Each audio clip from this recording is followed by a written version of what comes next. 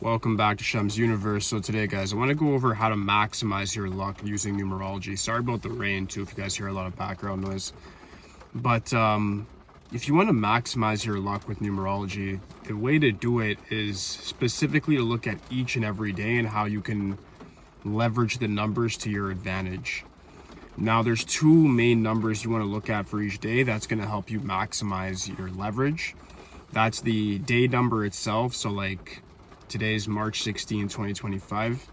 So the day number is 16. And then the life path number of the day, I believe, is 1 this year. Let me add that up. We have 9 for 2025, 3 for March, so we're at 12. And then 12 plus 7 is 19. So it's 1 for sure. So when I look at that for myself, I'm a birth number 7, life path 8. I'm doing this in my head. It's a day number 7. I'm a birth number 7. My birth number controls how I think, my mindset, my health. So when the day number is in agreement with that, I know that my health, my mind, things like that are going to be in cohesion with the day. So 7 days actually work very well for me, just like personal year 7s as well. Will be very good for somebody like myself who doesn't care about isolating. So with this 7 day and a 7 birth number like myself, that works coherently. That's perfect. I'm a life path 8, Lord of the Darkness with Saturn. We have number 1, which is Sun, Lord of the Light. That's in opposition to me. So I know that even though I feel pretty coherent in the mindset section and with my health, I know that fatalistically I should be very careful today because my enemy's day is today, life path 1. As a life path 8, I understand that I can definitely leverage my power today, but I should move more easy in the fact that it's not in my, I would say, beneficial energy to do that, right? Because it's like, even though the 1 day is a day of leadership and innovation and blah, blah, that'll work for most people, but not life path 8s. If they try to go push the meter today, it'll probably go back and hit them in the face. So it's not the best look. So that's how you sort of measure. I use today as an example so you guys can compare it to your own numbers. But you first have to establish what are your friendly numbers, what are your enemy numbers. Look at some of my past videos for that, or even some other numerologists that you respect. And you can pretty much sum up what your friendly numbers are and what your enemy ones are. Because the concise and shortened or condensed formula for this is simple. If you have a day number that matches with your birth number that's in cohesion, and then the life path of the day is in cohesion with your life path, meaning they are at least friendly or the same, then you're going to have an extremely good day. If one of those numbers is off, then you're going to have an okay day.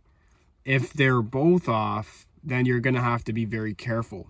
Now, I'm not saying that you can't have good days on bad luck. I shouldn't even say bad luck. On days that aren't in cohesion with your birth and life path number. But you have to know how to sort of move in order to capitalize on it. Like there's certain days where you should just be completely silent. Because like, this is going to be a day of mute for me. Like for me, that would be a day that would be like, what's enemy of 7? Like 9, a 9 and a 1 day, for instance. Like that's not this month, but just in general. I would say, okay, that's a day where my mindset, my health, all those things are at risk. I don't want to be around a lot of people because I can easily get sick. My life path is non-cohesion either, so it means that luck-wise, like fatalistically, things just aren't on my side. So let me just stay very low. If I work out, I go to the gym, do just a regimented workout. I'll just do everything in my ability to stay out of the way. So I won't be talking much. I won't do anything out of the ordinary. I'll just do my same old routine and then just hope for the best pretty much. So that's the thing is, there's days where you know that there's energy on your side, you have a lot of good luck, so you can use that to your advantage and then go hard on those days. But the days that are outside of that, that you have no compatible numbers through the day or the life path of the day, I'd say don't do too much at all. But don't be unproductive either. Like don't use that as a day to say, oh, I'm just going to slack off and not do anything. It's a day you should still get everything done.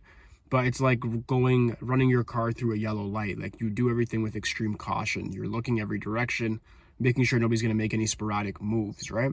So that's the whole idea, is that once you're doing that, you'll develop an idea of how to sort of harness your luck and go harder on different given days.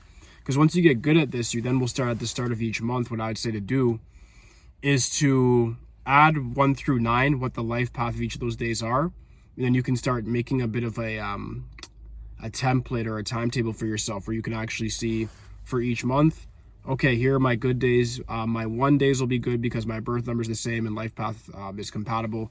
2 days are going to be bad because birth and life path are enemies, and it keeps going, right? So as soon as you're able to do that, you realize that there's only 9 different variations each month because there's 9 different single digit numbers that will then add to different life paths for that given month. So once you know how each of those will deal with you, you then can better adapt both your mindset and your activity and maybe even your routine. Like I would say things like some people will even go as far as some of my subscribers will do gym memberships, like not gym memberships, they're regiment though.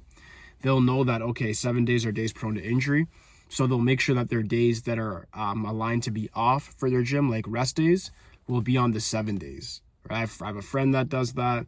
I have a couple subscribers as well that do that right now actively, and it's worked very well for them.